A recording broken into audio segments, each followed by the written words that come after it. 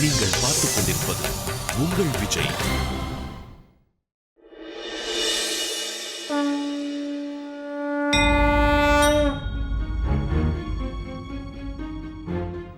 என்னால டோனர் ஆக முடியும்.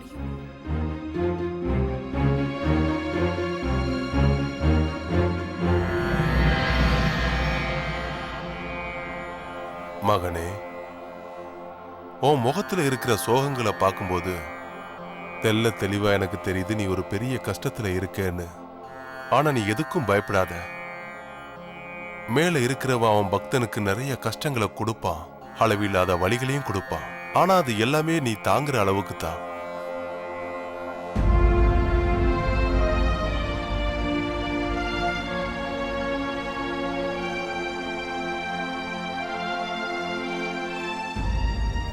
உனக்கு என்ன கஷ்டம் மகனே? நான் வழியை தாங்கிக்கிறதுக்கு பயப்படல. ஆனா இப்போ நான் இருக்கிற நிலைமை இந்த உலகத்துல இருக்கிற யாருக்கும் எப்பவும் வரவே கூடாது. ஒரு மரணம், அதுவும் ரொம்ப வேண்டியவங்களோட மரணம். பிறப்பு இறப்புங்கிறது வாழ்க்கையில இருக்கிற இரண்டு வழிகள் மகனே. யாரு வந்தாலும் அவங்க போய்த்தான் ஆகணும். ஆனா அது இன்னும் வரலையே பாப்பா. அதுக்கு முன்னாடியே போறது சரிதானா? அப்புறம் அவங்க பங்குக்கான சந்தோஷம் இனிமே தான் வரப்போகுது. பாபா, எங்க 2 பேருக்கான முடிவே நான் ஒருத்தன் தான் எடுத்தாகணும்.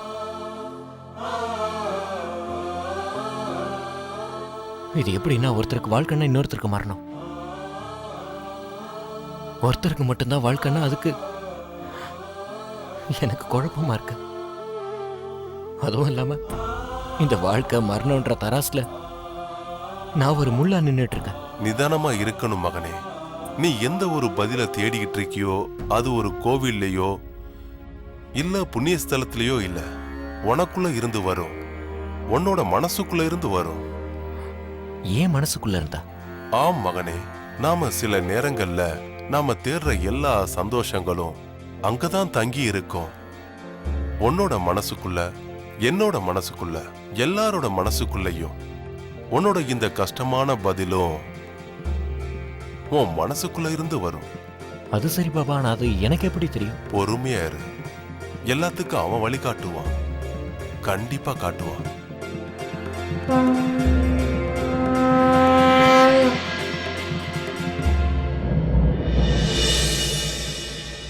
நீ என்னோட லைஃப்ல ஒரு பெரிய கிஃப்ட் தரணும்னு நினைச்சல்ல? கிஃப்டா? மறந்துட்டியா? என்னோட லைஃப்ல ஃபர்ஸ்ட் கிஸ். ஆனா நான் என்ன விரும்புறேன்னா, இதெல்லாம் கல்யாணத்துக்கு அப்புறம் வச்சுக்கலாம். ஆனா கல்யாண நாள் வருமோ வராதோ, ஒண்ணு மட்டும் தெரிஞ்சுக்கோ. ஒருவேளை நீ விருப்பப்பட்டா நீ அந்த பரிச இப்ப கூட கொடுக்கலாம் விஸ்வா. என்னன்னா போனதுக்கு அப்புறம் நீ திட்டக்கூடாதுல்ல, எனக்கு நீ சான்ஸே தரலன்னு. பொண்ணை பார்த்துட்டோம், இருந்தாலும் கட்டுப்பாடோட இருக்கேன். என்கேஜ்மெண்ட் முடிஞ்சது, இருந்தாலும் என்னோட எக்ஸைட்மெண்ட்டை அடக்கி வச்சிருக்கேன். ஏன்னா ஒரு நாள் நம்ம கல்யாணம் நிச்சயம் நடக்கும். நான் அன்னைக்கு உனக்கு லைஃப்ல இதுவரைக்கும் கிடைக்காத ஒரு அழகான கிஃப்டை நான் உனக்கு கொடுப்பேன். லைஃப்ல கேரண்டியே இல்லாத எனக்கு கல்யாணம் நடக்கும்னு யாருக்கு நம்பிக்கை இருக்கும்? எனக்கு நம்பிக்கை இருக்கு மாத்தி. நான் அதை பார்த்துட்டேன். என்னைக்கா இருந்தாலும் நம்ம கல்யாணம் நிச்சயமா நடக்கும். அந்த நாள்ல தான் நான் உனக்கு gift கொடுப்பேன், என் ஸ்பெஷல் gift. சரி, ஆனா அப்புறம் என்ன குறை சொல்லக்கூடாது. அப்புறம் விஸ்வா, கொஞ்சம் நினைச்சு பாரு, இந்த கேன்சர்ல இருந்து நான் விடுபட்டு ஜெயிச்சிட்டேன்னா, அதாவது இம்பாசிபிள் பாசிபிள் ஆயிடுச்சுன்னா, என்னோட வருங்காலம், ஐ மீன் நம்மளோட வருங்காலம் எவ்வளவு சந்தோஷமா இருக்கும்ல. நீ எனக்காக எவ்வளவோ பண்ணிருக்க விஸ்வா. நான் உனக்கு ப்ராமிஸ் பண்றேன், நீ பட்ட எல்லா கஷ்டத்தையும் நான் சந்தோஷமா மாத்திடுவேன். நீ என்னைக்கும் கவலைப்படுற வாய்ப்பை கொடுக்கவே மாட்டேன். நல்லா யோசிச்சுக்கோ. இப்போ நீ ப்ராமிஸ் பண்ணிட்டேன்னா அப்புறம் அதை காப்பாத்தியாக்கணும். கண்டிப்பா ஏமாத்தக்கூடாது. ப்ராமிஸ். இந்த சந்தோஷமான விஷயத்தோட எங்கிருந்து நாம கிளம்பலாம். இல்லைன்னா நான் உன்னை கூட்டிக்கிட்டு சுத்த போயிட்டேன்னா வீட்டில் நினைப்பாங்க. என்ன சொல்ற? சரி பரவாயில்ல, உனக்கு எதுக்கு அது கெட்ட பேரு? வா கிளம்பலாம். வா மெதுவா.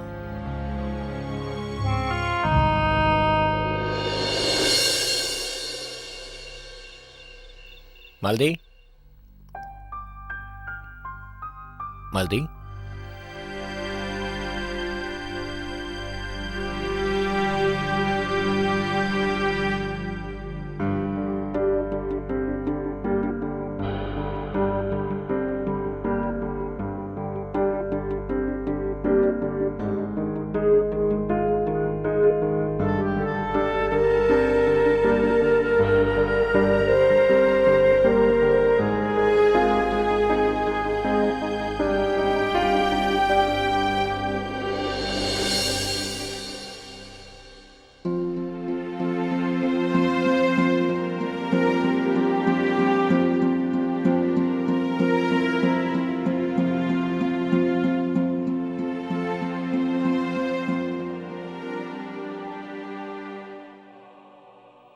Action.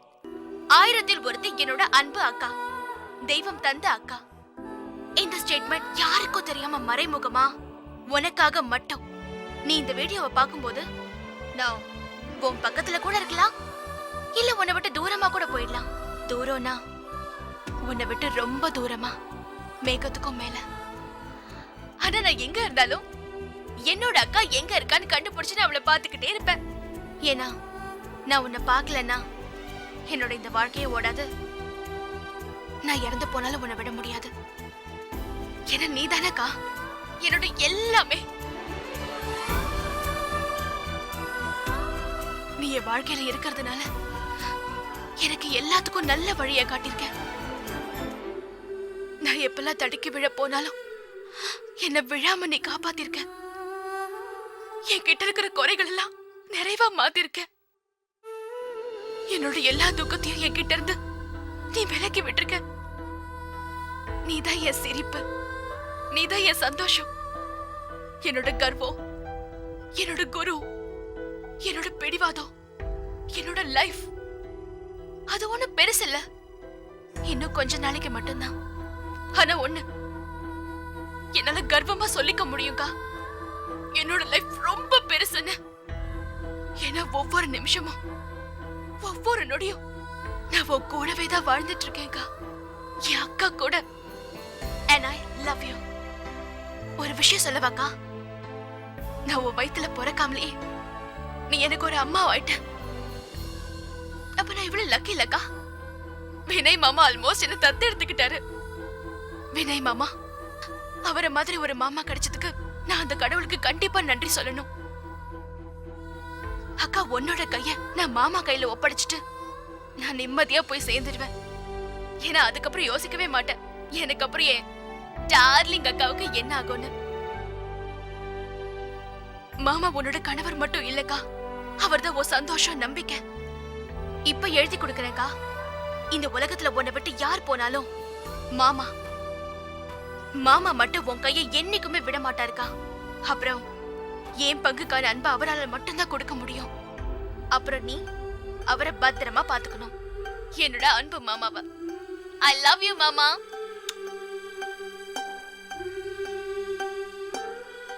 And yes, last but not த லீஸ்ட், ஒரு குட்டி மெசேஜ் வருங்கால குழந்தைக்கு. ஏன்னா வருங்காலத்துல அதான் இந்த வீட்டுக்கு எல்லா சந்தோஷத்தையும் கொடுக்க போகுது. அப்புறம் ப்ளீஸ், பிறக்க போறது பெண் குழந்தையா இல்ல ஆண் குழந்தையான்னு யோசிச்சுக்கிட்டே உட்காராத. ஏன்னா எனக்கு தெரியும் பொண்ணுதான் பிறக்கும். அவ வளர்ந்து பெருசானதுக்கு அப்புறம் என்னோட மெசேஜ் அவளுக்கு கொடுங்க. அவளோட மாலதி சித்தி என்ன சொல்றான்னா, வாழ்க்கையில உள்ள ஒவ்வொரு நொடியையும் சந்தோஷமா வாழணும்.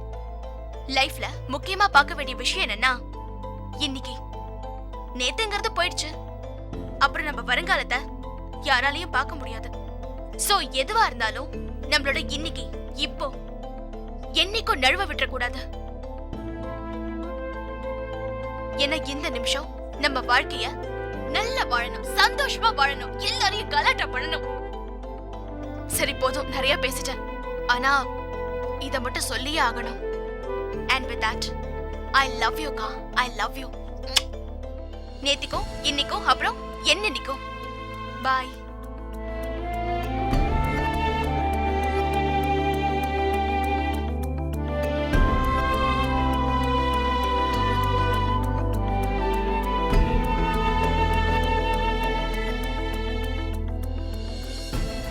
நான் உன் வயித்துல பிறக்காமலே நீ எனக்கு ஒரு அம்மா ஆயிட்ட.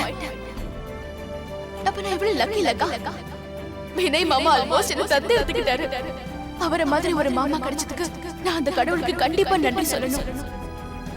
அக்கா உன்னோட கைய நான் மாமா கையில ஒப்படைச்சிட்டு நான் நிம்மதியா போய் சேர்ந்துடுவேன்.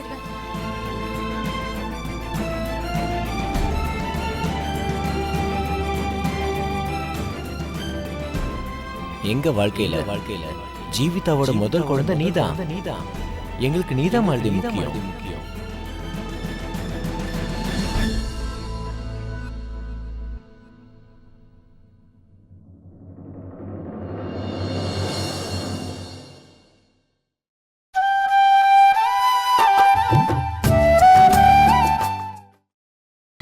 நீங்கள் பார்த்துக் கொண்டிருப்பது உங்கள் விஜய்.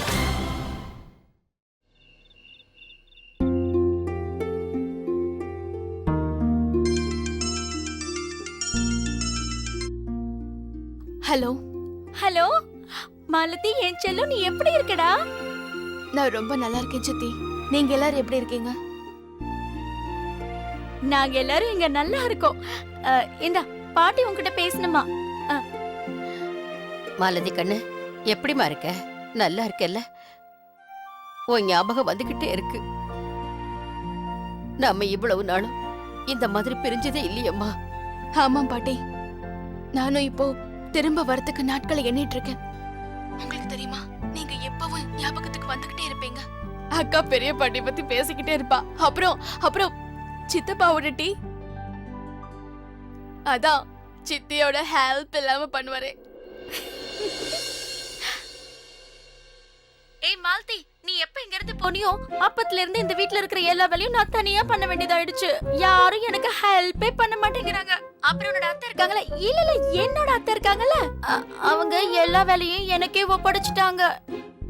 அட கடவுளே, என்னோட இந்த சின்ன இடுப்பு இருக்குல்ல, அது இந்த வேலையெல்லாம் செய்யறதுனால வலிக்க ஆரம்பிச்சிருச்சு. மாலதி, சீக்கிரம் திரும்பி வந்துடு. கண்ணு மாலதி, பாட்டி என்னையும் தொல்லை பண்ணாம இல்ல. என்ன பெரிய பாட்டி உங்களை தொல்லை பண்றாங்களா?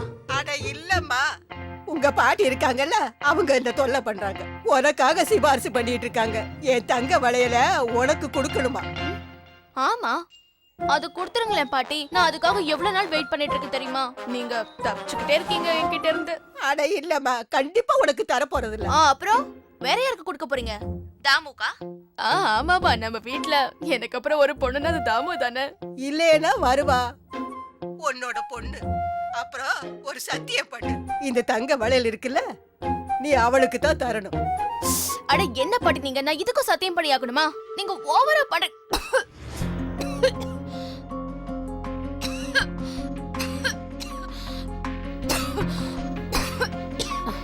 மாலதி கண்ணு, நல்லதானமா இருக்க? பெரிய பாட்டி, நான் நல்லாதான் இருக்கேன். நான் உங்ககிட்ட அப்புறமா பேசுறேன். பாய்.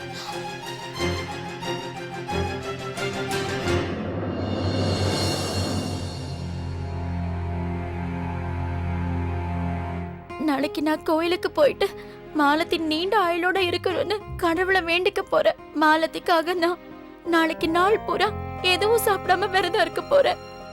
அப்புறம் நானும் ஒருவேளை கடவுள் இருந்தான்னா என் பேத்தியை கண்டிப்பா காப்பாத்துவாரு. அந்த நம்பிக்கை எனக்கு இருக்கு. என் நம்பிக்கை வீண் போகாது. நானும் மாலதிக்காக விரதம் இருக்க போறேன். எல்லாம் சரியாயிடும். கடவுளே, என் மாலதியை காப்பாத்துப்பா.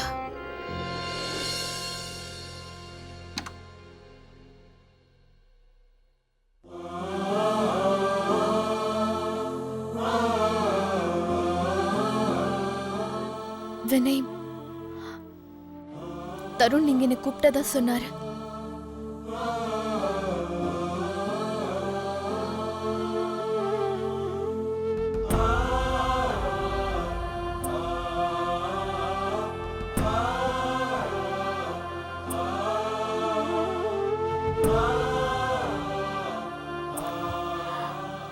I'm sorry.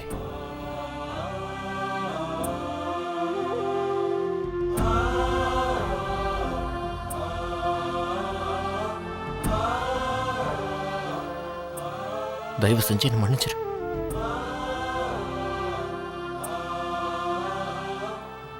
உனக்குள்ளேயே எல்லாத்தையும் வச்சுட்டு நீ படுற கஷ்டம் எனக்கு புரியுது. வாழ்க்கையில் இந்த மாதிரி முடிவு எடுக்கிறது ரொம்ப கஷ்டம். உங்கள்கிட்ட தெரியாம சண்டை போட்டுட்டேன். அது மட்டும் இல்ல, என்னோட பொறுப்பு என்ன, என்னோட தப்பு என்னன்னு நான் புரிஞ்சுக்க மறந்துட்டேன்.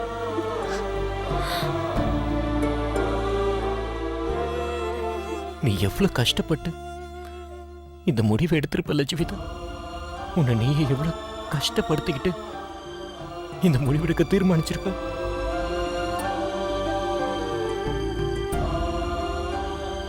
ஜீவிதா, ஜீவிதா, நான் உனக்கு பலகீனமா இல்லாம பலமா இருக்கணும்னு ஆசைப்படுறேன். நீ எந்த முடிவு எடுத்தாலும் சரி, அதுக்கு நான் உன் கூடவே இருப்பேன். கடைசி வரைக்கும் உன் கூட இருப்பேன்.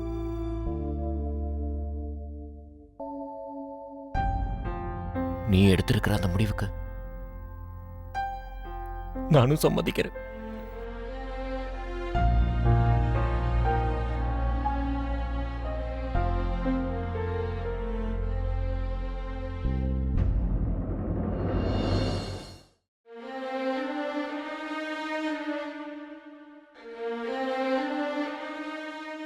வாழ்க்கைன்னா என்னன்னு எனக்கு இப்பதான் புரிஞ்சுது. ஒரு மனுஷனுக்கு நல்லதும் கெட்டதும் ஒரே நேரத்துல கண்டிப்பா வரக்கூடாது. அப்படி ஒரு நிலைமை வந்து அதுக்கு முடிவு எடுக்கிறது ரொம்ப கஷ்டம். அது மட்டும் இல்ல, அந்த நேரத்துல நம்ம யோசிக்கிறத விட மனசாட்சி பிரகாரம் நடக்கிறதா சரி.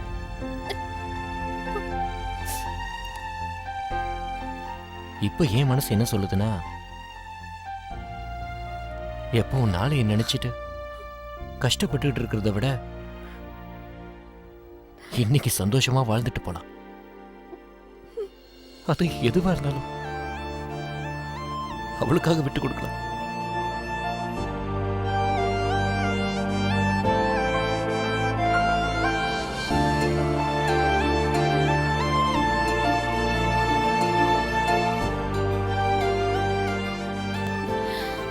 ஜீவிதா, கடவுள் ஒரு பக்கம் கதவை அடைச்சார்னா கண்டிப்பா ஒரு நாள் மறுபக்கமும் திறப்பார்.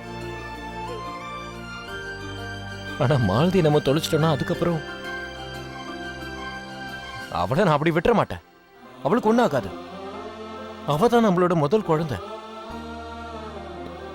வரப்போற குழந்தைக்காக நம்மளோட முதல் குழந்தையை நம்மளாலேயே தியாகம் பண்ண முடியுமா? ஜீவிதா, நீ தான் மாலதிக்கு போன் மேர கொடுக்குற.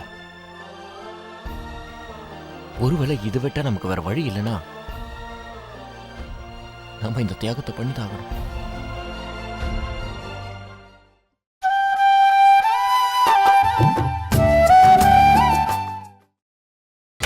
நீங்கள் பார்த்துக் கொண்டிருப்பது உங்கள் விஜய்.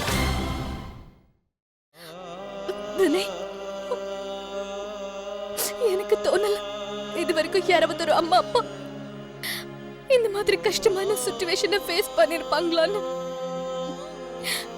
கடவுள் இனிமே இந்த மாதிரி ஒரு நிலைமையில யாரையுமே கொண்டு போய் விடக்கூடாது.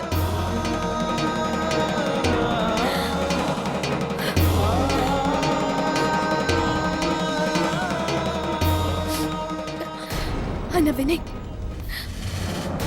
நம்ம என்ன யோசிச்சோமோ அது நம்ம பண்ணியேதான் ஆகணும். மாலதியை காப்பாத்துறதுக்காக நான் என்னோட குழந்தைய ஆபரேஷன் பண்ணிதான் ஆகணும்.